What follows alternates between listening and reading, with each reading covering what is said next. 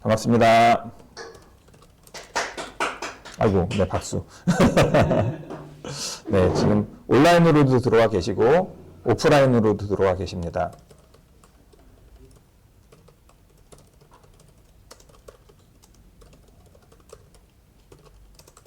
온라인으로 듣는 분들은 소리 잘 들어가나요? 제가 소리를 키울 수가 없어서 켜볼까? 네. 아, 네네, 오케이. 소리 잘 들어갑니다. 제가, 네, 감사합니다. 네, 감사합니다. 최대한 채팅을 보면서 진행하려고 노력을 할 텐데요. 혹시라도 제가 채팅을 못 보고 지나가면 메시지 채팅창에 남겨주시면 저희가 확인하는 대로 혹은 끝나고 개별적으로 답변을 드리도록 하겠습니다. 자, 오늘은 저희 벤처를 부탁해 유튜브 라이브 오랜만에 라이브로 진행하고요. 종합소득 신고 시즌 마련해서 이제 병연들의 절세 이야기를 좀 하려고 합니다. 화면에 선명 흐림이 반복된다고요? 이게 왜 그럴까?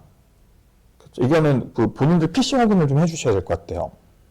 인터넷이 잘 안 터져서 그렇습니다. 아, 그런가요? 네. 이건 제가 어떻게 해결해 드릴 수 있는 문제가 아닌데. 네, 죄송합니다. 네. 오늘 진행하려고 하는 내용은 종합소득세 신고 시즌 병역 맞춤 전략이라고 이야기를 드릴 거고요. 아마 그러니까 핸드폰으로 보시는 분들은 조금 화면이 적어서 불편하실 수 있는데 저희가 텍스트를 아주 많이 집어넣고 PPT를 만들지 않고 구두로 다 설명을 드릴 거기 때문에 최대한 한번 경청해 주시면, 네, 어차피 영상을 추후에 남길 거니까요. 경청해 주시고 귀로 좀 많이 들어주시면 좋을 것 같습니다. 인터넷 문제 저희가 한번 나중에 해결해 볼게요. 자, 병연들의 절세 이야기를 좀 하려고 하는데요.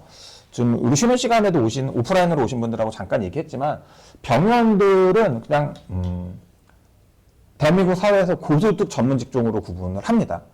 그 말 자체가 돈을 많이 버는 사람들이에요. 세금을 많이 내는 구조의 사람들입니다. 그래서 의료법에 의해서 의사가 아닌 가족에게는 상속증여도 할 수 없고 동업을 할 수도 없다 보니 개인 사업자로서 높은 소득세율을 납부해야 되는 환경이 노출되고요.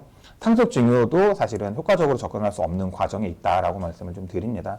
매년 뭐 상속증여세야 뭐 상속증여 이슈가 발생했을 때만 신고하면 되지만 소득세는 매년 신고하는 뭐 연례 행사다 보니까 소득세에 대한 절감 수요가 당연히 많고요. 소득세를 좀 줄여보고 싶은 마음에서 아마 아주 다양한 요즘에 제안들을 받으시고 그 제안들을 고민하고 필요하다라고 하면 수용하는 게 아닌가라는 생각이 좀 듭니다. 어떤 대안이 있나 저희가 좀 살펴보면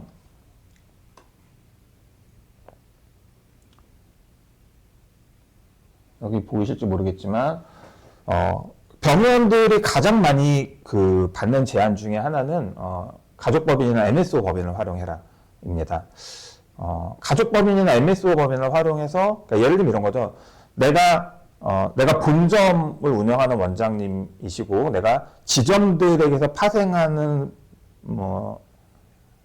이익에 대해서 나한테 귀속시킬 목적으로 MSO를 만드는 게 사실은 원칙인데 이제 내 절세를 목적으로 MSO를 만든다라고 하면 결국은 MSO 법인과 나의 어떤 거래를 만들어내서 병원 입장에서는 비용이 될 것이고 MSO 입장에서는 매출이 되는 구조로 만들어서 예를 들면 내가 매출 30억에 순이익 10억이면 내가 부담해야 되는 50% 상응하는 세금보다는 그 중에 뭐 예를 들면 2억까지만 법인으로 귀속을 시켜도 법인은 매출, 나한테는 비용을 만들어서 법인을 귀속시키면 나는 2억을 비용 처리함으로써 2억이 50%에 상응하는 소득세나 건보료를 절세할 수 있고 절감할 수 있고 법인은 2억이면 10%밖에 법인세를 안 내도 된다라는 구조 때문에 이제 이런 MSO를 활용한다거나 가족법인을 활용해서 거래를 유도하는 방식으로 절세를 시도하기도 하고요. 요즘에 많지는 않은데 연구소를 활용하는 병원들도 있습니다. 절세 목적으로 병원들이 연구소를 제한받는 경우도 있는데요. 이건 저희가 지난주에 대전에 연수원에 들어가서 데이터를 한번 확인해 봤었는데 실제 병원들이 한국산업기술진흥협회 연구소를 인정받아서 운영하고 있는 분들은 200개가 안 돼요. 그러니까 병원들이 뭐 추정이 10점 몇만 개에서 10만 개 사이라고 하는데 그 중에 200개면 네, 사실은 절세 목적의 연구소가 통계적으로는 많이 활용되지는 않고 있다. 그 이유가 무엇인지 한번 이야기 나눠보도록 하겠습니다. 그리고 뭐 미술품 렌트, 뭐 사내근로복지기금, 뭐 상품권, 벤처 투자를 활용한 소득공제, 뭐 이런 이야기들이 원장님들한테 제안이 현재 이루어지고 있는 것 같습니다. 근데 이제 저희가 이 안건 하나하나를 파고들어서 접근하기보다는 병의원들과 이야기를 나누려고 하면 사실은 절세 이야기를 할 때는 병의원들은 법인 사업자와 다르다는 인지가 좀 필요합니다. 이게 무슨 얘기냐면 개인 사업자하고 법인 사업자는 세금을 납부하기 위해서 수익 금액을 산정하고, 그러니까 매출, 과세해야 되는 과표, 수익 금액을 소득을 산정하고 소득에 따르는 비용을 산정하는 방식, 소득세율, 법인세율만 다른 게 아니라 세금을 부과해야 되는 혹은 세금에서 비용으로 인정되는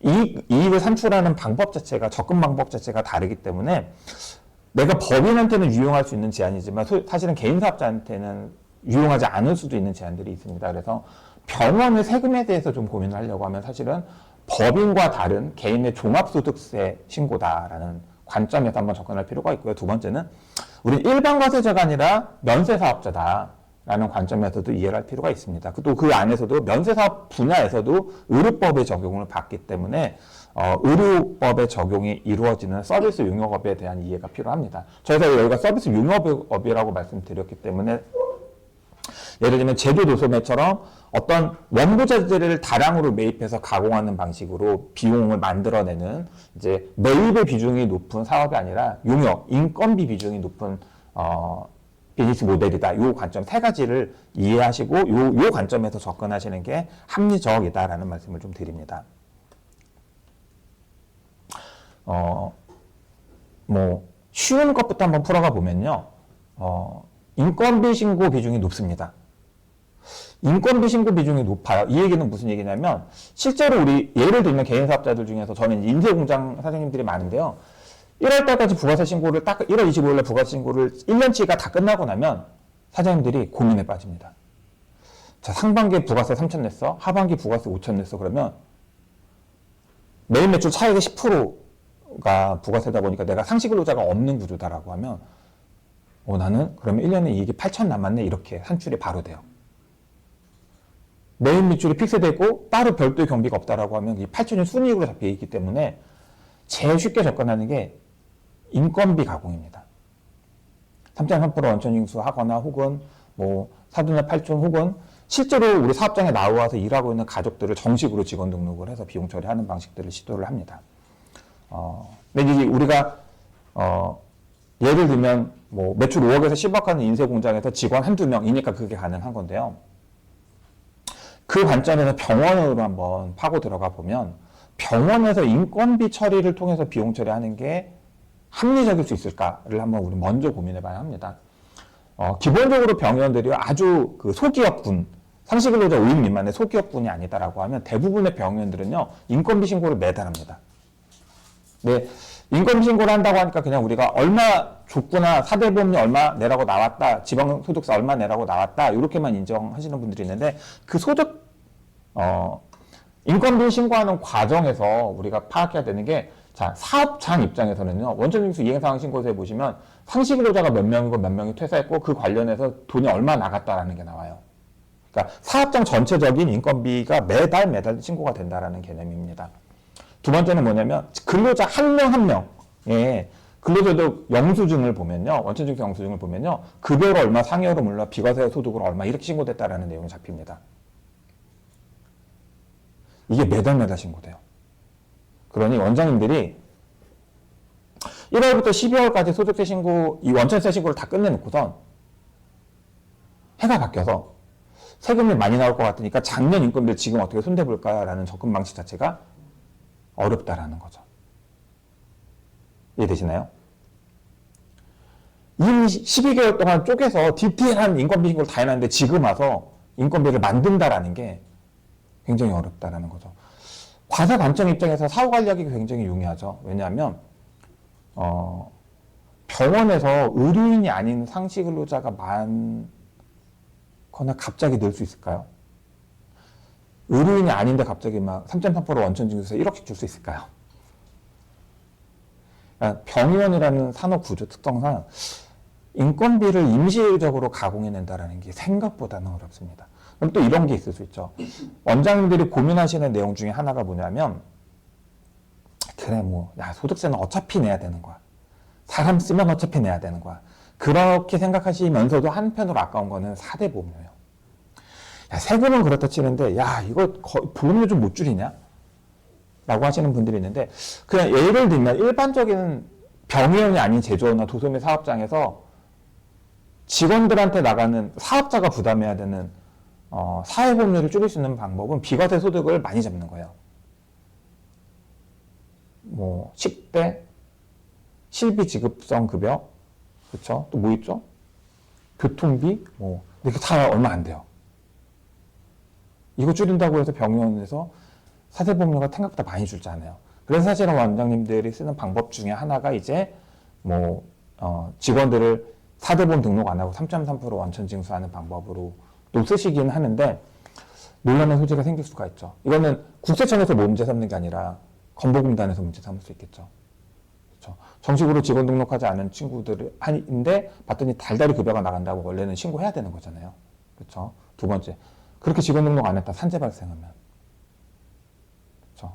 또 우리 특히나 병원들이 넷을 신고하다 보니 넷급여라는 방식으로 예를 들면 연봉 3천이라고 하면 한 달에 250씩 꽂아줘야 되는 구조에 좀 독특한 고용 형태로 페이를 지급을 하시는 원장님들이 많은데, 넷 형태라고 하면 굉장히 인건비를 임시로 조정한다는 게 굉장히 어려워지죠. 그래서 병원들이 앞서 설명드린 것처럼 매입을 많이 해서 비용 처리하는 구조가 아니라 인건비를 통해서 비용 처리하는 구조다 보니 사실은 원장님들이 소득세를 줄이기 위해서는 매출이 줄거나, 매출 줄면 안 되잖아요. 망하는 거니까. 매출이 줄거나 비용이 늘어야 되는데 늘릴 수 있는 비용이 사실은 운신의 폭이 굉장히 적다.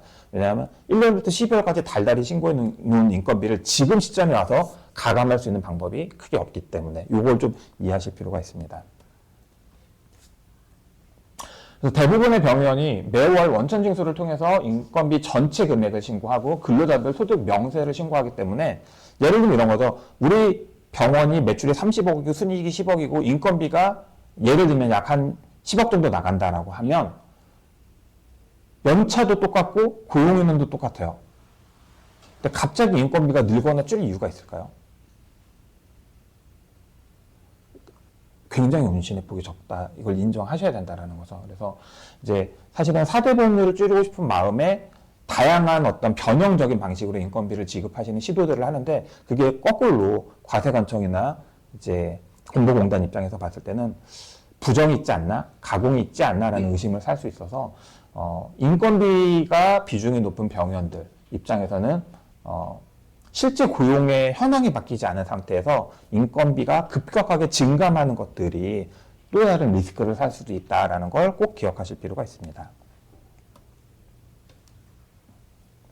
거기다 매월 신고된다 하기 때문에 사후적으로 조절 변경하는 것들이 의심을 사고 소명을 불러일으킬 수 있다라고 말씀을 드렸습니다. 두 번째 이제 우리가 봐야 되는 병의원 세무의 고충 중에 하나는 뭐냐면 병의원이 면세사업자라는 거예요. 네, 부가세법상 면세사업자입니다. 그래서 면세사업자들은 부가세 신고를 안 하는 대신 물론 이제 원장님들 중에서는 우리 부가세 신고하는데 라고 하시는 분들도 계세요. 근데 부가세 신고를 하지만 부가세 신고되는 금액보다는 면세 수익금액이 훨씬 크기 때문에 결국은 똑같은 환경이 도출이 되죠. 그래서 결국은 면세사업자고 보건업, 의료업, 병원들이기 때문에 의료업자의 사업장 현황 신고를 해야 됩니다. 예, 사업장 현황 신고가 이제 면세 업종에 따라서 조금씩 다르긴 한데 병원들 같은 경우에는 사업장 현황 신고하는데 생각보다, 그러니까 예를 들면 일반 과세 사업자들이 부가세 신고할 때는 인건비 들어가나요? 부가세 신고할 때 인건비 들어가나요? 내가 특별한 고정자산, 그러니까 기계시설, 자동차, 법률을 취득하지 않는 한 결국은 매일 매출 차익의 10%가 부가세로 신고되는 거거든요. 그러니까 매일 매출밖에 부가세 신고에서는 다뤄지지 않는데 원장님들의 사업장 현황 신고에서는 보시면 알겠지만 수익금이 얼마 벌었는지, 근데 그 얼마 벌었는지도 신용카드로 얼마 들어왔는지, 현금영수증으로 얼마 들어왔는지, 매입 같은 경우에도 전자세금계산서 얼마 들어왔는지, 일반 전자계산서 얼마 들어왔는지, 현금영수증 얼마 들어왔는지, 잡힌 수익금액 매출 같은 경우에도 비보험 항목이 얼마인지, 건강보험이 얼마인지. 더 무서운 건 병원이 매입하는 의료기기, 소모품, 마취제, 진통제, 주요 인건비 현황까지 면세사업자 현황신고에 다 들어갑니다. 그러니까 우리는 일반적인 우리 병원들이 아닌 사업장들은 부가세 신고 1년에 2번에서 4번 하고, 개인 사업자들은 2번 하죠. 2번의 예정신고니까.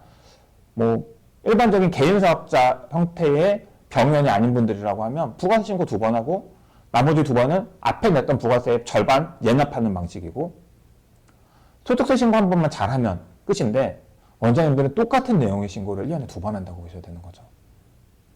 매년 2월 10일까지 사업장 현황 신고할 때 주요 과세 이슈들이 다 신고돼요. 그리고 그 내용을 고스란히 5월, 6월 달에 종합소득세 신고를 한 번 더 하는 구조이기 때문에, 사업장 현황 신고를 예를 들면 세모나게 해놓고 종합소득세 신고하러 가서는 우리 동그라미로 할 수가 없다라는 거죠. 그렇죠? 운신의 폭이, 그러니까 어떤 절세를 하기 위해서 매출이나 비용을 가감하는 방식의 접근 자체가 병원은 굉장히 어려울 수밖에 없는 환경이 있습니다. 그래서 면세사업자인 병원은 매년 2월 10일까지 사업장 현황 신고를 해야 되고, 그 과정에서 매출의 구성, 신용카드냐, 현금영수증이냐, 기타냐, 뭐 자산의 처분이냐 이런 것들이 신고되고, 매입의 구성, 전자세금 계산서냐, 계산서냐, 그 외냐, 현금영수증이냐, 기타냐 이런 내용들이 또 신고가 됩니다. 보시면 알겠지만 매출의 구분, 보험이냐 비보험이냐 이런 내용도 들어가고요. 의약품, 의약, 소모품, 마취제 등의 단기 매입액, 올해 사용액, 2월 재고까지 신고가 됩니다. 쉽지 않겠죠? 그렇죠. 물론 이제 병원에서는 거꾸로 올해 예를 들면 소모품을 많이 샀음에도 불구하고 재고가 남았다라고 신고하시는 원장님들도 계세요. 거꾸로. 왜냐면 이익률이 너무 떨어지거나 경비율이 너무 이렇게 진폭이 크게 변동을 주면 혹시나 과세 관청이 이상하게 볼까봐 보수적인 세무사님들 같은 경우에는 과세 부담 그렇게 크지 않으시면 일부 재고 잡고 가실까요? 이렇게 아예 비용 처리 덜 하게 잡아주시는 분들도 계세요. 예. 그러니까 그 정도로 병원들은 인건비 매입 매출 신고에서 우리가 이렇게 좀 유들이라고 하나요? 네. 이렇게 여유를 부릴 수 있는, 네. 재롱을 피울 수 있는 진폭이 굉장히 적다. 이거를 그냥 단순히 어떤 아젠다 갖고 와서 꽂아봐! 절세가 될 거야. 이게 안 먹히는 이유를 우리 이해하기 위해서 지금 이야기를 하고 있습니다. 인건비 비중이 높아서 매월 인건비 신고를 한다. 사업장, 원천징수 이행상황 신고서 혹은 근로소득 원천세 신고를 매월 하고 있기 때문에 인건비를 사후적으로 가공하는 것도 쉽지 않다. 면세사업장, 사업장 현황 신고를 하기 때문에 소득세 신고하는 지금 5월, 6월 시점에 와서 어떤 매입 매출을 만드는 것 자체도 사실은 접근이 어렵다라고 말씀을 드렸습니다. 지금 온라인으로 듣는 분들 지금도 화면이 흐릿한가요?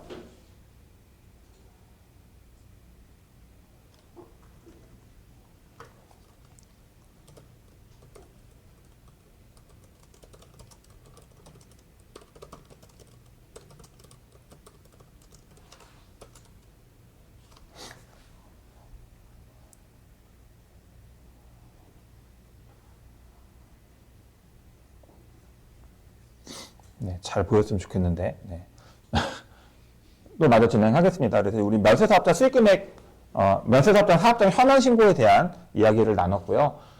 일반 과세 사업자의 부가세 신고가 매출 매입 신고에 한정됐다라고 하면 병원들의 면세사업자 사업장 현황 신고는 훨씬 더 다양한 내용들이 신고가 된다라고 말씀을 좀 드렸고요. 따라서 2월달 사업장 현황 신고한 다음에 5월, 6월달 종합소득세 신고하면서 세금 부담이 생겼으니 뭔가 변화를 만들어 보자라는 접근 자체가 사후적으로 하기 굉장히 어렵고, 그렇게 변동수가 생기면 당연히 과세관청이 의심을 살 수밖에 없다라고 말씀을 드렸습니다.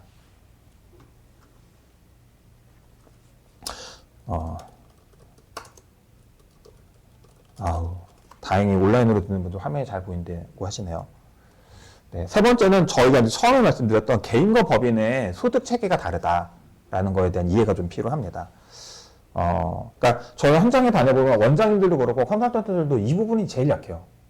그러니까 어떻게 보면 과세 신고의 기본인데 이 부분에 대한 이해가 떨어지거나 경험이 좀 부족하다 보니까 왜곡되는 경우들이 발생합니다. 무슨 얘기냐면 예를 들면 법인은요, 법인이 번 돈, 소득이라는 관점은 법인은 순자산 증감을 기준으로 과세를 합니다. 그래서 우리가 법인의 자산이 어떤 형태로가 늘었다라고 하면 증가인 금액이 그냥 소득이에요.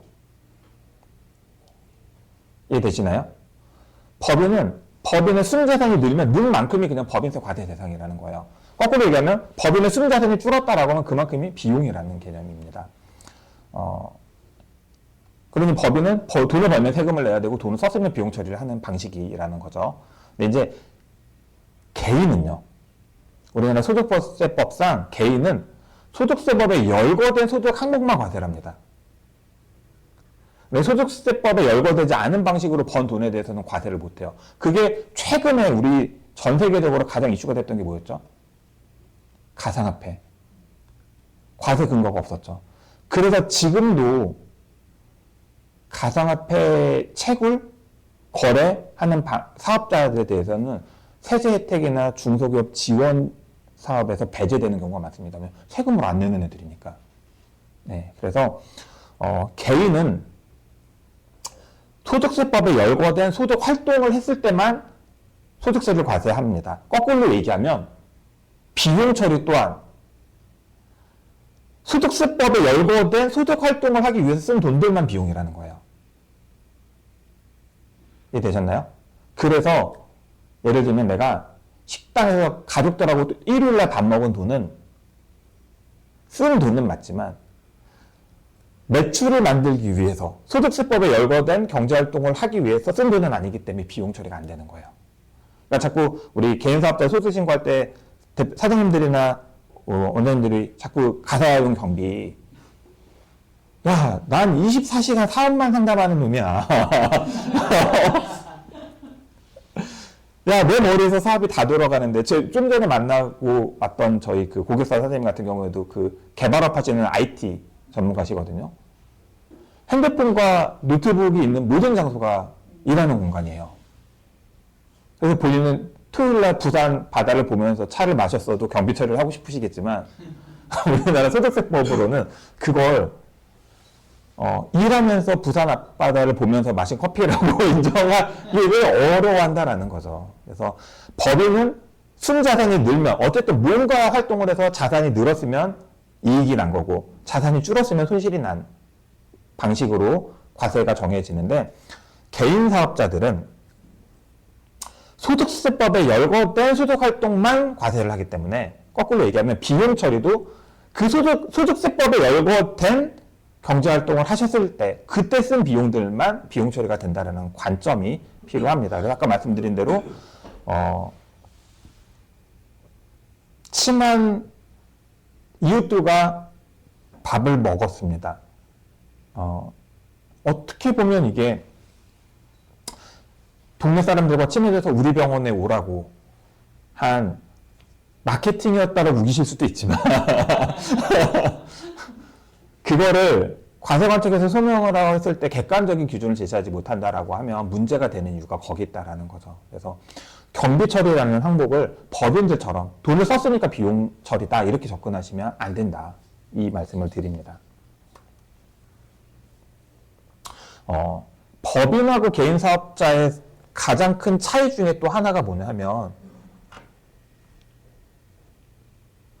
원장님 제가 유튜브 라이브 중인데 금방 전화 드릴게요. 네. 네. 실시간으로 전화를 줘버리셔서. 네. 개인 사업자와 법인세 신고에서 가장 큰 차이가 나는 것 중에 하나는 환급 이슈예요. 네. 우리나라는 세법에 국세, 지방세에 상관없이 세금을 잘못 신고했거나 번 돈보다 쓴 돈이 많으면 환급 이슈가 생길 수 있습니다. 근데 보세요. 법인 사업자의 환급 이슈는 언제 생길까요? 법인 사업자는 그냥 우리 법인의 사업 활동만 놓고 얘기한다라고 하면 법인이 내는 세금은 두 가지죠. 부가세와 법인세. 그렇죠? 그래서 법인들이 부가세 신고하면 매출보다 매입이 많으면 환급 이슈가 나옵니다. 환급될 수 있어요. 그렇죠? 자, 법인세 신고를 한번 해볼까요? 법인세 신고를 했더니 매출보다 매입이 많아요. 환급 이슈가 나올 수가 없습니다. 법인세는요, 환급 이슈가 나오잖아요. 2월 과세됩니다. 결손금이 2월 되는 방식인 거죠. 법인세가 환급되는 방식이 아니라. 가끔 이제 과운납 신고를 하게 되면 수정이나 경정 청구를 통해서 환급을 받거나 더 내거나 할 수 있지만 이건 별도의 절차를 밟는 거고요. 통상적으로 법인 사업자는 부가세는 당연히 환급 이슈가 나올 수 있지만 법인세는 2월 과세되는 구조이기 때문에 법인세가 환급 이슈가 생기지 않습니다. 그래서 거꾸로 얘기하면 과세관청 입장에서는 법인이 결손이 많이 나거나 이익률이 떨어진다고 해서 그걸 당장 회초리를 들고 찾아가서 너 부정한 게 있는 게 아닌지 한번 볼까? 이렇게 할 유인이 좀 떨어지죠. 그렇죠. 근데 이제 개인 사업자로 한번 다시 넘어와서 보면 개인 사업자도 1년에 보통 신고하는 사업 활동에 대해서 신고하는 세금이 두 가지가 있습니다. 부가세와 소득세. 근데 이제 병의원들 입장에서 보면 부가세는 우리가 무관하죠. 면세 사업자니까. 근데 이제 예를 들면 면세와 일반 과세를 겸용하시는 원장님들 같은 경우에 내가 부가세 매출보다 부가세 과세 매입이 더 많으면 부가세 환급을 받을 수는 있습니다. 소득도 마찬가지죠. 내가 번 돈보다 쓴 돈이 많으면 환급이 개인들은 법인들처럼 2월 과세 시키는 게 아니라 소득세로 환급받는 구조예요. 잘 보세요. 연말정산하면 근로자들 13월에 월급이라고 해서 환급 받잖아요. 개인이니까 그렇게 받는 거거든요. 개인 사업자도 똑같아요. 소득세 신고했는데 번 돈보다 쓴 돈이 많으면 소득세가 환급되어서 나와버립니다. 당연히 세금 국고에서 돌려받는 거니까 이 환급 과정에서 부정한 방식으로 세금을 돌려받는 게 아닌지 환급 조사를 하게 돼 있습니다. 일반 과세 사업자들은 보통은 부가세 환급 조사 이슈가 많은데 우리 병의원들은 부가세는 사실은 신고하는 분들이 많지 않다 보니까 대부분은 소득세 환급 조사 이슈에 휘말리는 경우들이 있습니다. 그러니까 현실적으로 놓고 보면은 병의원들이 소득세 환급 받을 일이 별로 없어요. 워낙 처음 서두에서 던졌던 키워드처럼 돈을 잘 버신다고 특정되어 있는 업종이고 실제로 돈들을 많이 버시기 때문에 특별한 일이 없으면 예를 들면 우리가 막 매출은 올해 크지 않았는데 건물을 샀다거나 뭐 이런 내가 어딘가에 큰 금액을 투자한 경우가 아니다라고 하면 병의원들은 환급 이슈가 별로 없는데 병의원들의 환급 이슈가 나오는 대부분은 뭐냐면 공제 감면을 과도하게 받거나 예를 들면 작년에 이익이 많이 나와서 중간 예납을 많이 해놨는데 올해 우리가 이익률이 그만큼 안 나온다라고 하면 중간 예납해둔 돈이 커서 일부 환급을 받을 수는 있거든요. 근데 내가 내놨던 돈 돌려받는 거니까 내가 내놨던 돈 돌려받는 거 그냥 당연히 주겠지라고 생각하시면 안 된다라는 거죠.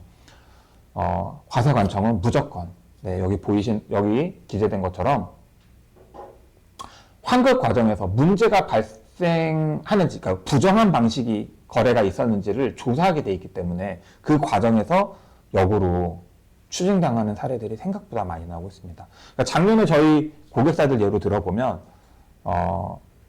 사업자고요. 매출 한 14억, 15억 정도 나오는 면세 사업자, 개인 사업자였는데 이슈가 있어서 대표님이 고민이 생겼어요. 환급 금액 한 100만 원 정도 나왔거든요. 100만 원을 환급을 받을까? 설명하는 저의 의견은 저는 안 받았으면 좋겠습니다. 였었는데 대표님 입장에서는 경기가 어려우니까 그 단돈 100만 원도 환급 받아보지 이렇게 해서 환급을 받으셨어요. 근데 이제 과세관청에서 당연히 소득세 환급이 발생했으니까 환급조사라는 걸 하게 됐고 환급조사하는 과정에서 이제 인건비 가공이나 경비 가공, 가사 경비 이런 것들이 장부가 들춰지면서 부인 이슈가 나왔죠. 그래서 한 8천만 원 정도 추징이 당하셨습니다. 왜냐하면 1년치를 까지 않잖아요. 그래서 부정한 비용 처리 방법들이 과세로 잡혀서 소득세가 산출돼서 나오고, 물론 최고소득세율을 적용받는 분들이었으니까 높았을 거고, 더하기 가산세 이렇게 붙어서 2년치 털리니까, 네. 근데 그 2년치에서 멈춰준 게 되게 감사한 일이었죠. 근데 이런 과정을 모르시기 때문에 원장님들한테 이렇게 저렇게 비용 처리해서 이렇게 저렇게 공제금연 받아서 환급 받으실 수 있습니다라고 키워드를 던지시는 분들이 있고, 원장님들도 그게 달콤해 보이시니까 그 손을 잡을 수는 있는데, 환급조사에서 과연 무탈할 수 있을까에 대한 고민들을 한번 해보실 필요가 있다는 거죠. 더군다나 병원들은요, 과세관청이 집중적으로 케어하죠. 적격증빙 계속 내라고 하죠. 소득률 조금만 떨어져도 소명하라 그러죠. 뭐 업무 무관, 특관자 인건비 계속 소명하라고 합니다. 병원들은 내가 잘못해서가 아니라 저 해당 이슈가 있으면 계속해서 보재요. 저기서 그렇게 자유롭지 않은 원장님들이 저 이외에 다른 장부까지 까야 되는, 입출금 거래 내역까지 까야 되는 환급조사에서 과연 안전할 수 있을까 한번 고민해 보실 필요가 있다는 거죠. 지금 그래서 저희가 말씀드린 인건비 비중이 높아서, 인건비 비중이 높고 인건비를 매달 신고하기 때문에 사후적인 인건비 가공이 어렵다. 부가가치세법상 면세사업자이기 때문에 사업장 현황 신고를 하면서 소득세 신고에 준하는 내용들이 이미 일단 과세당국에 한번 신고된다는 거. 그리고 과세관청이 주요 타겟으로 삼고 있는 고소득 직종이기 때문에 집중 케어야 된다는 거. 마지막으로 법인이 아니라 개인 종합소득세를 신고하는 개인이기 때문에 법인과 다른 과세 이슈들, 환급 이슈라든가 소득이나 경비 처리 방식의 차이를 이해하지 못하시고, 이런 제안이 들어왔는데 하면 세금이 준대라고 듣고 덤비시면 실제 그 효과가 나는지 감안해 보셔야 된다는 거죠. 저희가 어제 상담했던 원장님도 연구소를 만들어서 세액공제를 받으면 25% 세액공제를 받고 최소한세 적용을 받지 않기 때문에 예시로 들어줬던 게, 연구비로 4억을 쓰면 1억이 세액공제되고, 그럼 원장님 중간에 해놓은 분이 있기 때문에 세금을 약 1억 정도 돌려받습니다 라고 설명을 받으셨대요. 근데 중요한 건 1년이 지나고 나서 실제로 까봤더니 연구비 개발비 세액공제를 안 집어넣으신 거예요, 세무사님이. 그러니까 모르게 안 집어넣은 게 아니라 원장님을 설득한 거죠. 원장님 합리적이지 않은 것 같습니다. 네. 원장님 입장에서는 내가 이거를 얘가 와서 선으로 공짜로 해준 것만 다행인데, 보험 들고 비용 들여서 연구소를 만들어놨는데 절세 효과를 못 써먹었어요. 쌍방이 섭섭해지죠. 그렇죠. 그래서 그런 일이 안 생기게 하려고 하면 지금 말씀드린 이런 개인이기 때문에 발생하는 문제, 인건비 비중이 높은 산업이라는 문제, 그다음에 면세사업자라는 문제, 요 부분들을 이해한 상태에서 우리 병원들의 현황에 맞는 아이디어를 제공하시는 게 합리적이다라는 말씀을 드립니다. 그래서 저희가 이제 원장님들이 이해를 듣기 위해서 제일 많이 쓰는 툴 중에 하나가 저 툴이에요. 저기 무슨 툴이냐면, 그러니까 소득세 산출 구조를 우리가 먼저 이해한다라고 하면, 소득세가 이렇게 산출되는구나를 이해하시면 내가 받는 제한이 어느 항목에 가서 어떻게 작용되는지 한번 고민해 보실 수 있다라는 거죠. 그러니까 우리 원장님들 수학 잘하시니까 잘 아시겠지만, 사칙연산도 그냥 사칙연산은 쉬운데 갑자기 사칙연산 중간에 가로가 들어오면 세상이 복잡해지잖아요. 그렇죠? 그러니까 소득세를 계산하는 산식을 우리가 이해한다라고 하면, 내가 이걸 고민해야 되는구나, 저걸 고민해야 되는구나, 여기가 가로구나, 이런 것들을 좀 이해하실 수 있을 것 같아서 말씀드립니다. 원장님들은 개인이라고 말씀드렸어요. 순자산 증가, 내가 돈 벌면 무조건 세금 내야 되는 분들이 아니라 이자, 배당, 사업, 근로, 연금, 기타 소득으로 경제활동을 하시는 분들이 요 경제활동으로 번 돈에서 쓴 비용들만 비용으로 인정받고 차감하는 방식의 종합소득금액을 산출합니다. 자, 개인이기 때문에 총 수입에서 소득세법에 열거된 이자, 배당, 사업, 근로, 연금, 기타 소득으로 번 돈들만 우리는 과세 대상 소득으로 인정을 받고요. 이 소득활동을 하는데 쓴 비용만 비용으로 인정받아서 차감을 한다라고 말씀드렸습니다. 그래서 종합소득금액이 이렇게 산정이 됩니다. 종합소득금액이 산정되면 우리가 소위 말하는 소득공제라는 걸 적용 순서대로 한다라면 받게 되고요. 소득공제 항목에는 뭐 여기 보시는 것처럼 기초공제, 추가공제, 연금공제, 뭐 주택담보대출, 뭐 특별공제, 그다음에 뭐 신용카드, 그다음에 소상공인 공제부금, 뭐 벤처투자 소득공제 이런 다양한 소득공제들을 적용받습니다. 이것도 근데 사실은 쪼개서 보시면 소득세법상 소득공제라는 게 있고 조특법상 소득공제라는 게 있어서 나중에 뭐 사업하시는 분들 입장에서는 그게 또 다른 작용들을 일으키기도 합니다. 어쨌든 그렇게 해서 종합소득금액에서 소득공제를 차감하고 나면 종합소득 과세표준이라는 게 산출이 되고요. 이 과세표준에 의해서 소득세율이 정해집니다. 그래서 소득세를 소득 과표에다가 소득세율을 곱하면 산출세액이 나오고 거기서 세액공제 감면, 뭐 예를 들면 우리 중소기업들 대부분들이 적용받고 있는 다양한 공제 감면 이슈들을 적용받고 나면 납부할 세액이 결정되고 거기서 기납부세액을 차감하고 나면 실제 납부세액이 결정되는 구조다. 이렇게 보시면 좋을 것 같고요. 이 장표를 이제 이해를 좀 돕기 위해서 저희가 쓰는 차트가 이런 건데요.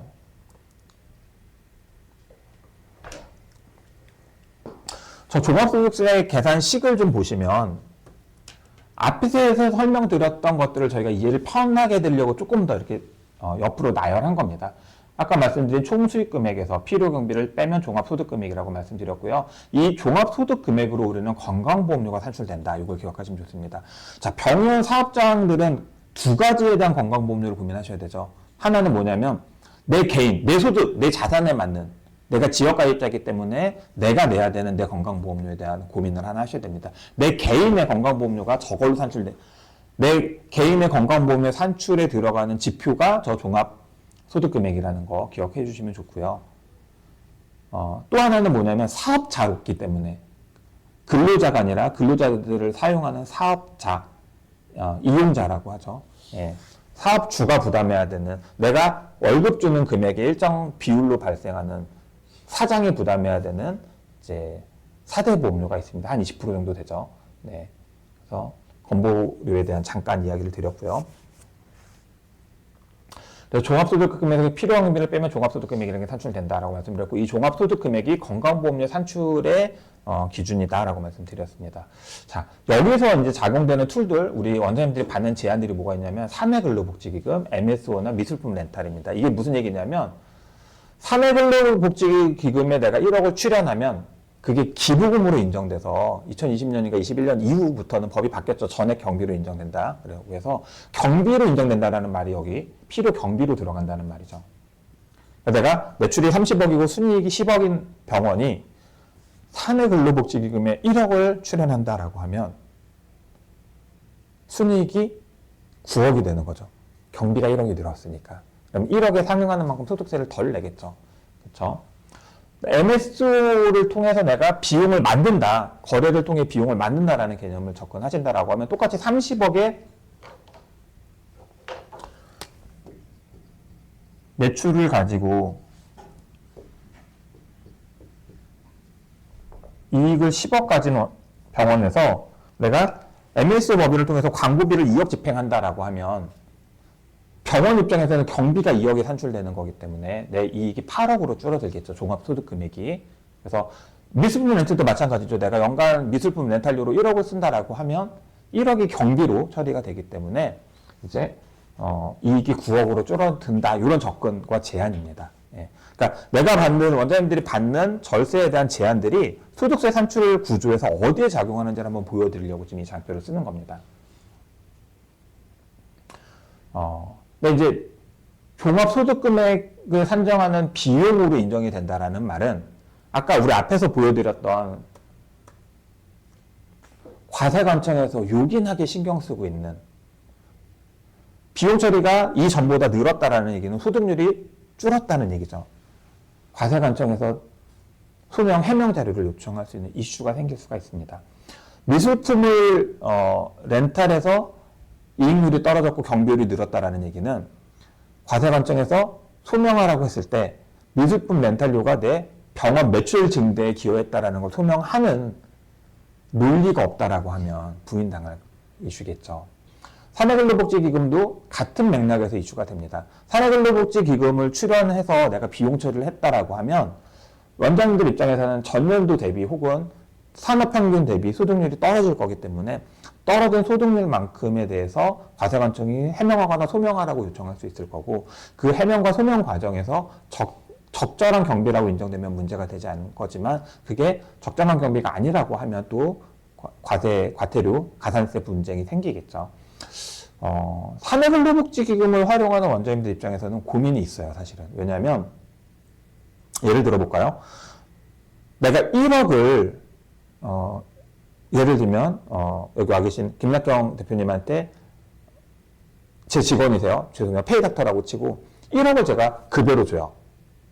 비용 처리 되나요, 안 되나요? 네, 돼요, 당연히. 닥터한테 준 거니까요. 그렇죠? 내가 사내근로복지기금에 출연을 해요. 사내근로복지기금이라는 게 사실은 우리 임직원들의 복지 증진에 위해서 돈을 쓰겠다는 거니까, 결국은 내가 1억을 출연한 그 1원이 우리 닥터 김낙현 대표님한테 돈이 갈 텐데요. 내가 사내근로복지기금에 출연을 1억 해서 김낙현 대표님한테 보상을 주는 것과, 내가 김낙현 대표님한테 다이렉트 1억을 주는 거랑 내 병원 원장님, 사업자 입장에서는요, 1억의 경비 처리되는 건 똑같아요. 근데 이걸 왜 하는 걸까요? 사내근로복지기금에 출연을 하나, 내가 직접 주나, 비용 처리가 똑같거든요. 근데 이걸 왜 하느냐? 결국은 4대 보험료죠.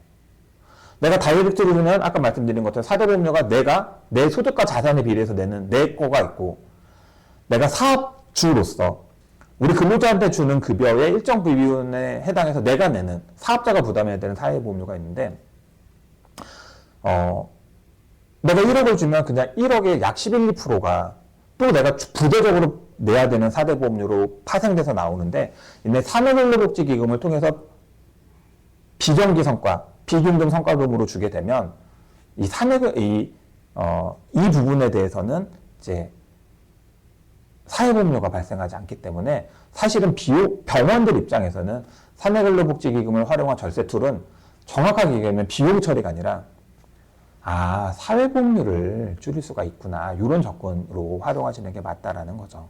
다만 저희가 최근에 이 관련해서 문제가 됐던 원장님들을 살펴보면, 아까 저희가 인건비 신고하는 거 말씀드렸잖아요. 지금 오신 분들처럼 요만큼 인원에 똑같은 연차에 이분들한테 연봉이 3억 나갔었어요, 매년 인건비 신고가. 근데 내가 사내근로복지금을 만든 달부터 3억이 아니라 1억 5천으로 줄어요. 그러면 사회보험료가 덜 나가겠죠. 과세관청 입장에서는 신고되는 인건비가 팍 줄면 표준이라고 멀으니까 이상하겠죠. 건보공단 입장에서는 사회보험료가 안 들어오면 이상하겠죠. 그렇죠. 그래서 건보공단이나 고용노동청, 과세강국에서 해명하고 소명하고 검수하는 작업들을 피하기 어렵습니다. 그리고 그 과정에서 이게 사실은 급여인데 이렇게 유예해서 줬다라는 문제가 생긴다라고 하면 또 추징되고 논란거리가 생길 수 있다라는 거죠. 사내근로복지기금에 매년 그렇게 못한다라는 거를 한 번, 두 번 그렇게 했는데, 그렇게 매년 할 수 없다라는 걸 알고 나서는 원장님들이 사내근로복지기금에 출연을 안 하세요. 문제는 사내근로복지금을 만들어 놓고 안 써먹을 거니까 없애야지가 안 돼요. 예. 원장님들이 사내근로복지금에 갖고 있는 가장 큰 불만이 대부분 다 유용하게 쓸 줄 알고 만들었는데 안 쓰게 되고, 안 쓰니까 없애고 싶은데 없앨 수 없다라는 거죠. 내가 출연금이 없으면 고용노동청에 보고 안 해도 될까요? 아니요. 사내근로복지기금은 매년 실제 운영 성과가 있냐 없냐를 떠나서 매년 운영 성과와 운영 계획을 고용노동청에 보고하게 돼 있습니다. 그래서 원장님들 입장에서는 지금 말씀드린 대로 소득세 신고하는 과정에서 세금을 줄일 수 있는 방법은 수익 금액을 줄이거나 비용을 늘리는 방식이고, 대부분 원장님들이 사내근로복지기금이나 MSO나 미술품 렌탈을 통해서 비용을 만드는 방식의 접근들을 하시는데, 그게 사실은 과세당국, 건보공단 혹은 고용노동청의 다툼을 야기할 수 있다, 의심을 야기할 수 있다. 이걸 한번 고민해 보실 필요가 있습니다. 근데 역으로 이뤄봐서 내가 우리 근로자들한테 연봉 3억 줘요. 근데 이거랑 무관하게 우리 근로자들이 너무 이뻐서 내가 1억을 추가로 출연해서 교육비랑 주택 지원을 해줘요. 이건 박수 치게 되죠. 그쵸. 이게 문제될 일은 크게 없겠죠. 근데 대부분은 원장님들이 아까 말씀드린 것처럼 사내근로복지금을 제안을 받는데 제안 받을 때 내가 귀가 쏠깃한 제안이 뭐냐면 비용 처리라고 듣는 순간 핀트가 조금씩 벗어나기 시작한다. 네, 그리고 그렇게 비용 처리를 왜곡하거나 돌리는 과정에서 다양한 마찰이 생길 수 있다. 그리고 사내근로복지금 만들어 놓고 못 써먹는 일, 혹은 미술품 렌트로 비용 처리했다가 소명하는 과정에서 문제가 생길 수 있는 일, 이런 것들 고민해 보시면 좋을 것 같습니다. 다시 소득세 계산식으로 돌아와서 총 수익금액에서 필요경비를 차감하면 종합소득금액이 산출이 되고, 종합소득금액에서 우리 소득공제를 차감하면 과세표준이 산출된다고 말씀드렸는데요. 이 소득공제라는 게 앞서 설명드렸지만 소득세법상 소득공제가 있고 주택법상 소득공제가 있습니다. 그러니까 소득세법상 소득공제는 쉽게 설명드리면 우리 근로자들도 다 받는, 사업자나 근로자나 상관없이 받는 뭐 인적공제, 기본공제, 장애인공제, 뭐 부양가족공제, 추가공제, 연금보험료 공제, 이런 내용들이라고 보시면 돼요. 얘들은 사업자나 근로자나 구분해주지 않기 때문에 동일한 작용을 합니다. 근데 문제는 조특법상 소득공제 항목들이에요. 사업자들한테 적용되는 조특법상 소득공제 항목들은 언제 논란거리가 생기냐면 최저한세 계산할 때 논란거리가 생깁니다. 예, 최저한세 계산할 때는 조특법상 소득공제는 최저한세를 산출하는 과정에 반영되지 않아요. 네, 그래서 저희가 늘 드리는 말씀이 뭐냐면 이렇게 해서 소득공제를 받으시면 이만큼 절세가 됩니다라는 예시는 근로자들 입장에서는 거의 100% 똑같이 예시랑 이슈가 똑같이 일어나요. 예, 그러니까 예를 들면 제가 운영하는 법인이 벤처기업이어서 저희 대기업 다니는 조카들이 저희 회사에 삼촌 저 소득공제 좀 받게 해주세요 라고 해서 투자를 하거든요. 그 친구들은 딱 픽스된 소득 이슈이기 때문에 벤처 투자 얼마면 소득공제 얼마 받는다는 로직이 딱 나와요. 예. 또 중요한 건 개인 사업자들이 이렇게 소득공제를 받으려고 투자했을 경우에는 3천만 원 투자했는데 실은 절세 효과는 1,000만 원밖에 안 나오는 경우도 있어요. 최저한세 때문에. 네, 이 최저한세를 산출하는 과정에서는 조특법상 소득공제들, 특히 대표적인 소상공인 부금이라든가 벤처투자 소득공제들이 작용하지 않는다. 이건 기억해 주시면 좋습니다. 그리고 지금 보신 것처럼 종합소득금액에 손을 대지 않기 때문에 내가 부금을 많이 넣거나, 네, 우리 소상공인 부금에, 공제부금에 많이 넣거나 벤처투자를 많이 한다라고 해서 종합소득금액은 변동이 없잖아요. 건보료가 줄지 않는다. 장점이라고 하면 수익금액과 경비를 손대지 않아요. 이 얘기는 뭐냐면 앞서 설명드렸던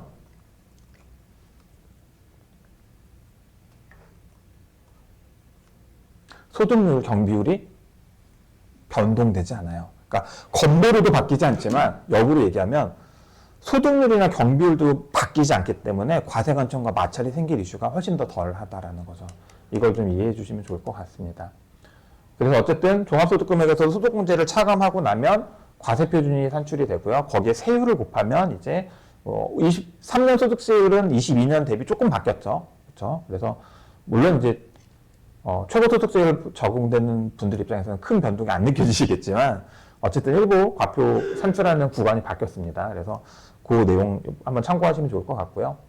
그렇게 해서 산출세액이 나오면 거기서 이제 세액공제 감면을 받습니다. 세액공제 감면이라는 것 예시를 들어보면 특별세액공제, 기장세액공제, 배당세액공제, 근로소득세액공제, 성실신고 확인세액공제, 중소기업 세액공제, 연구인력 개별비 세액공제 이런 내용들 우리 내가 내 세금에서 차감받는 이슈들이 나옵니다.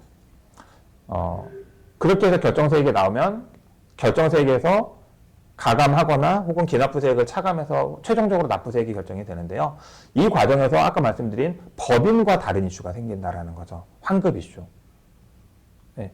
내가 소득세를 1억 내놨는데 작년에 1억 냈어요. 그럼 중간에 나고 5천 냈다는 얘기거든요. 근데 올해 내가 원래 5천만 원만 더 내면 되는데 예를 들면 공제 감면을 5천만 원 받아버렸어요. 그러면 내 세금이 없는 거거든요. 내 세금이 없는 게 아니라 우리 중간에 납하는 돈을 돌려받아야 되기 때문에 소득세 환급 이슈가 생깁니다. 그리고 이런 환급 이슈 과정에서는 환급 조사를 받게 된다.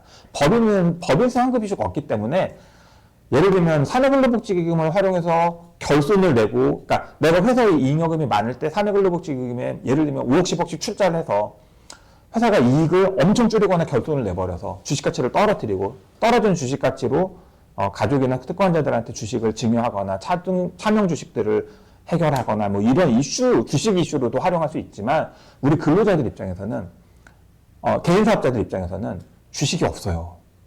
개인이기 때문에. 이런 이슈가 생기면 그냥 바로 환급 이슈랑 맞물린다라는 거죠. 그랬을 때 우리가 객관적으로 환급 이슈를 안전하게 통과할 수 있는지 이걸 한번 고민해 보실 필요가 있다라는 말씀을 드린 겁니다. 그래서 제가 한번 비교를 해보면요. 연구소 굉장히 절세 효과 막강합니다. 연구력 개발비 약 25% 정도가 세액에서 공제돼요. 비용 처리가 아니라. 내 세금이 1억인데 연구소를 1억 운영했다라고 하면 1억에 25%니까 2,500만 원을 세액에서 빼주는 거예요. 예, 그러면 7,500만 원만 세금을 내도 되는 거기 때문에 굉장히 임팩트가 큰 절세 제한이 될 수 있습니다. 거기다 최저한대 적용을 받지 않아요. 그러니까 정말로 연구소를 잘 운영하는 개인 사업자들은 환급 이슈가 생겨요. 다만 환급 이슈를 내가 안전하게 통과할 수 있는지 이건 별개로 고민해 보셔야 될 것 같고요. 다만 세제 혜택이 워낙 임팩트가 크다 보니까 쟁점이나 관리가 굉장히 엄격하다라는 거 꼭 기억해 주시면 좋을 것 같고요. 특히 우리 병원들 입장에서는요. 연구 주제의 적합성이나 겸용 겸직 이슈를 해결할 수 없으면 연구소는 사실은 실존하지 않는다고 보셔도 좋습니다.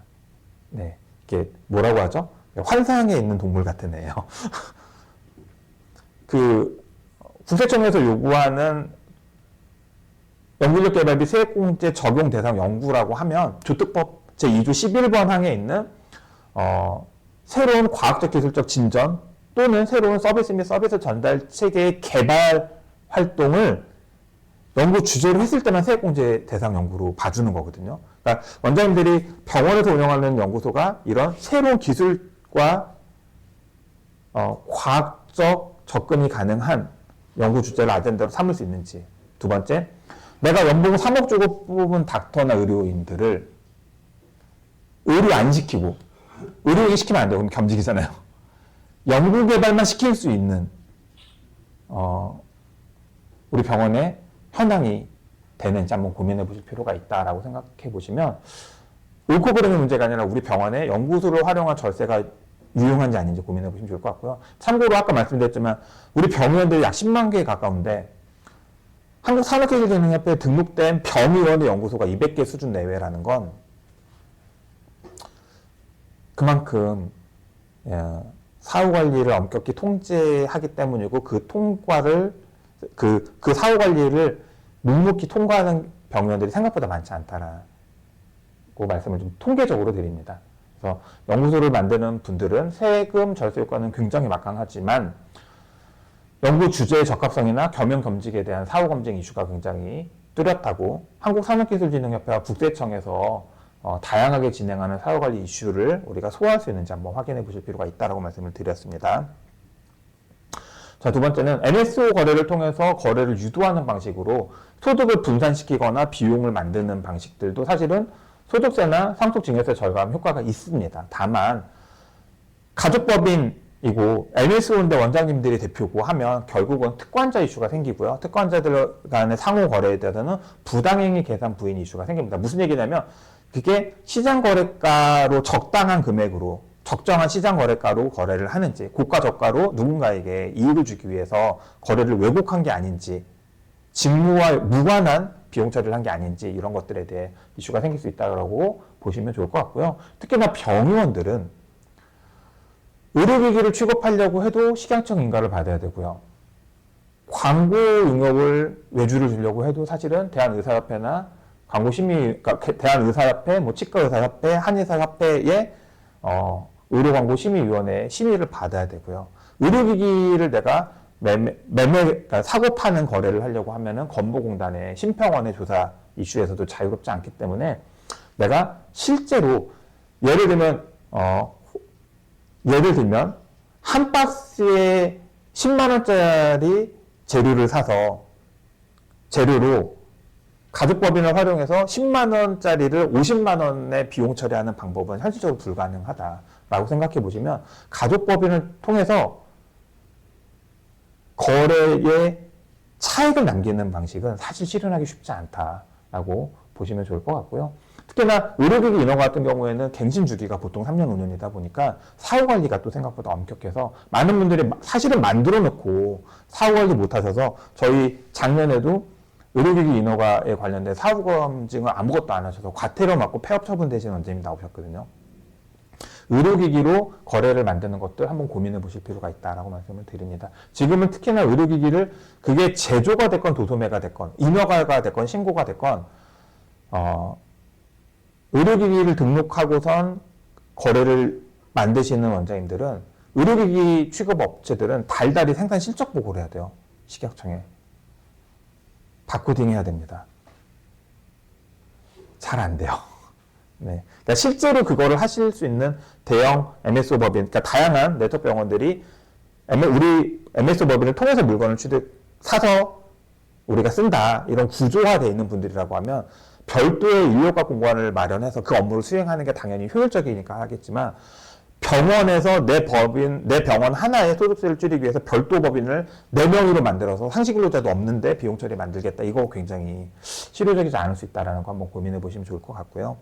자, 사내근로복지기금도 마찬가지입니다. 비용 처리가 된다는 발생으로 접근하셨다라고 하면 원래 내가 사내근로복지기금에 출연해서 사내근로복지기금이라는 게 결국은 우리 임직원들의 복지에 쓸 돈을 출연하는 방식이기 때문에 결국 직원들 줄 돈이거든요.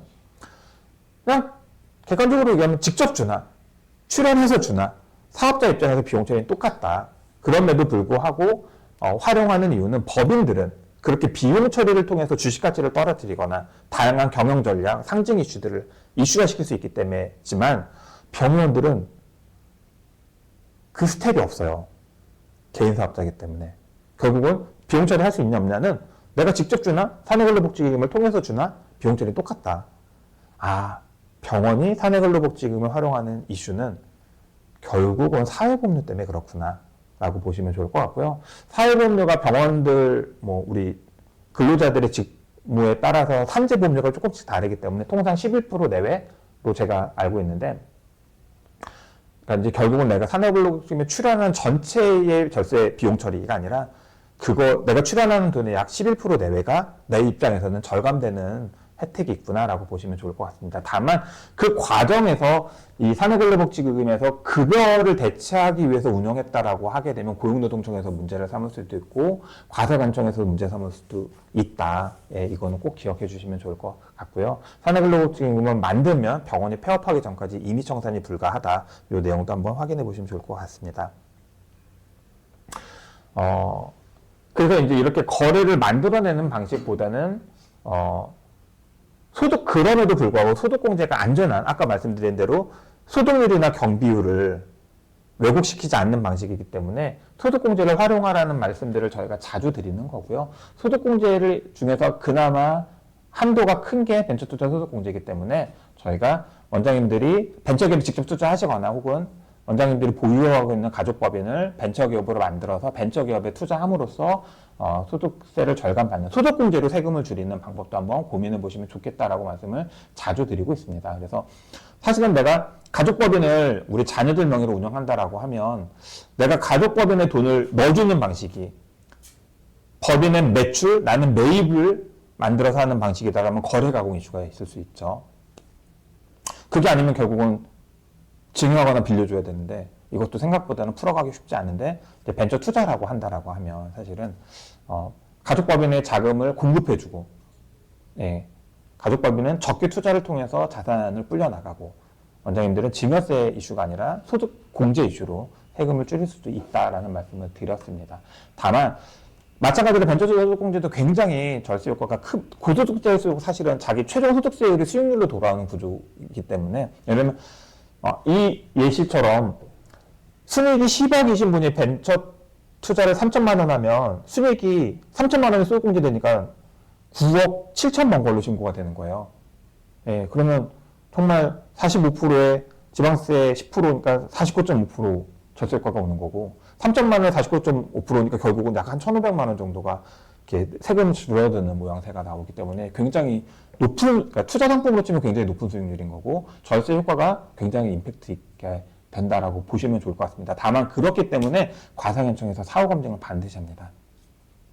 금액이 안 크면 상관없지만 금액이 크다라고 하면 소득공제를 받기 위한 벤처 투자는 투자 기간이 3년 이상이어야 되고 융자가 아닌 투자여야 되고 또 소득공제율이 구간마다 3천만 원까지 100%, 3천에서 5천 사이 70%, 5천 초과 금액에 대해서는 30%, 종합소득의 50%까지만 된다라는 산식이 있기 때문에 이 기준에 부합하게 소득공제를 받았는지 과세관청에서 해명이나 소명해달라고 요청하는 경우들이 있기 때문에 안전하고 임팩트가 큰 만큼 또 사후 검증이 굉장히 깔끔합니다. 실제로 3년 이상 투자하시고 실제로 융자가 아니라 투자하시고 실제로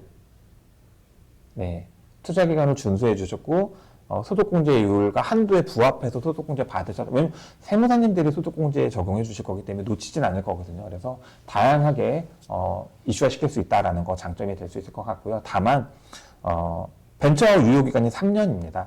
그래서 벤처를 내가 계속 재갱신할 수 있는 고객사를 찾거나 거래처를 찾거나 혹은 우리 가족법인이 벤처를 3년 하고 끝날 게 아니라 내가 병원 10년 운영한다라고 하면 내 가족법인도 10년 동안 벤처가 유지되면 나는 내가 내 가족한테 투자해서 굉장히 안전하게 소득공제를 누릴 수 있기 때문에 벤처를 어떻게 연장해 나갈지에 대한 고민 한번 해보시면 좋을 것 같고요.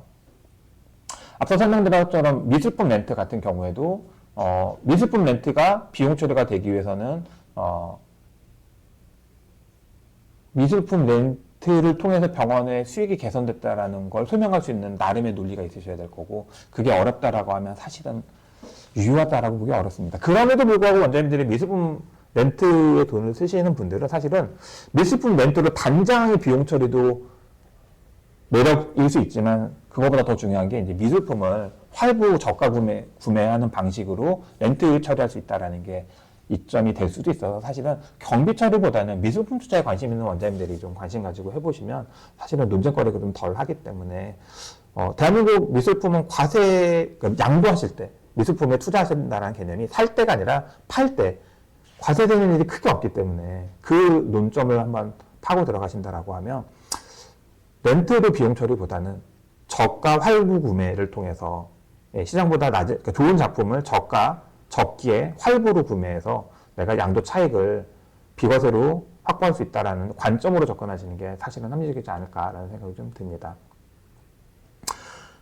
거래를 가공해서 비용 처리하는 방식은 사실은 위험합니다. 특히 병의원들은 과세관청이 집중 단속하고요. 건보공단이 예의주시하기 때문에 경비율이나 소득률을 왜곡하는 거 어렵습니다.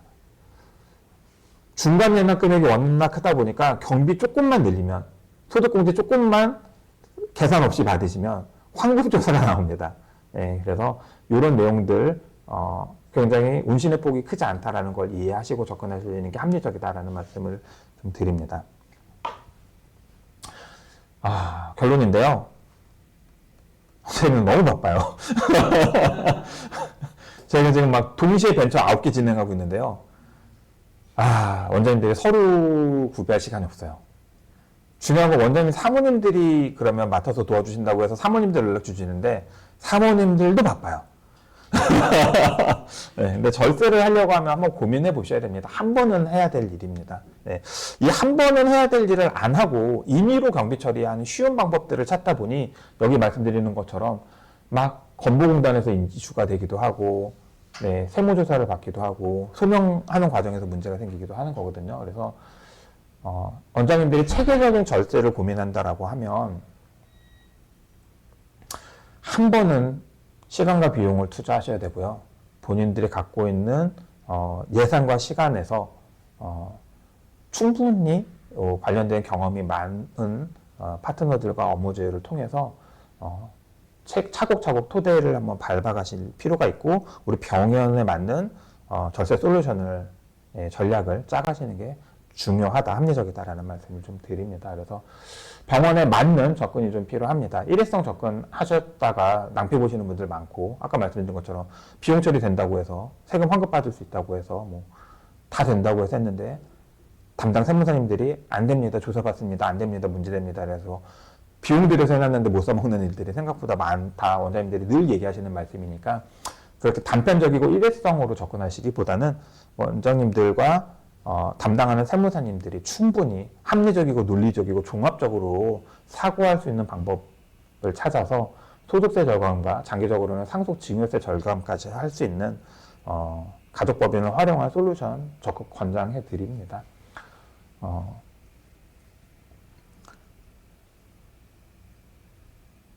5월, 6월달 원장님들 세금 때문에 스트레스 많이 받는 거 알고 있습니다. 그리고 저희는 또 특히나 성형외과 치과 원장님들이 고객사로 많아서 비수기거든요.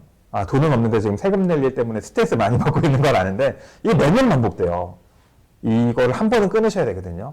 끊으시려고 하면 어쨌든 올해 12월 31일까지 절세를 위한 장치와 전략이 실행이 돼야 내년 소득세 신고할 때는 덕분에 부담이 좀 줄었어가 됩니다.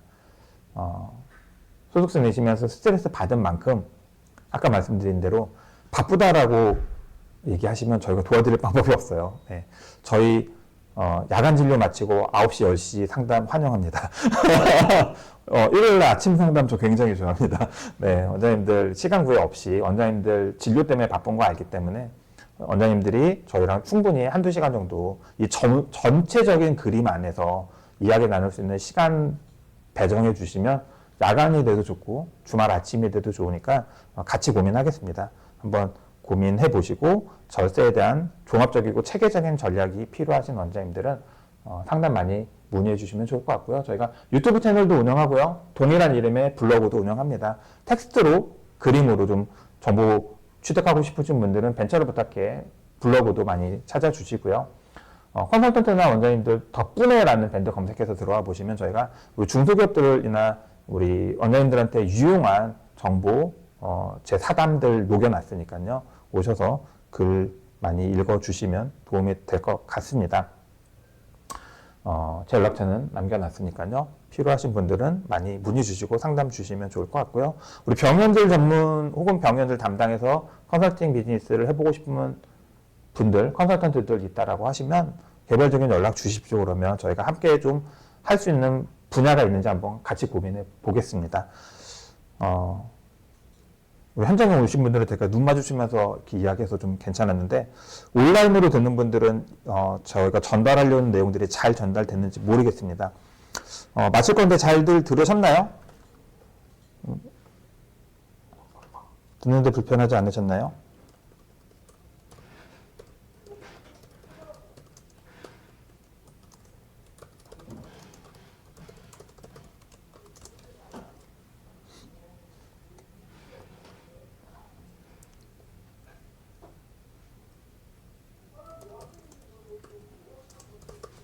오늘 영상은 여기서 마치도록 하겠습니다. 네, 감사합니다.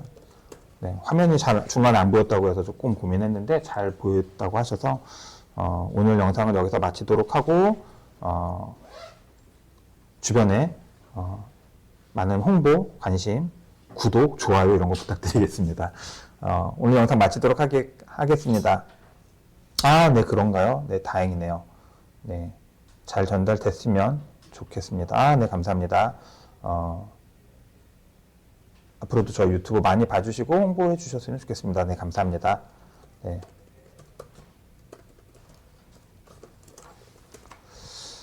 오늘 유튜브 여기서 마치도록 하겠습니다. 수고하셨습니다. 감사합니다.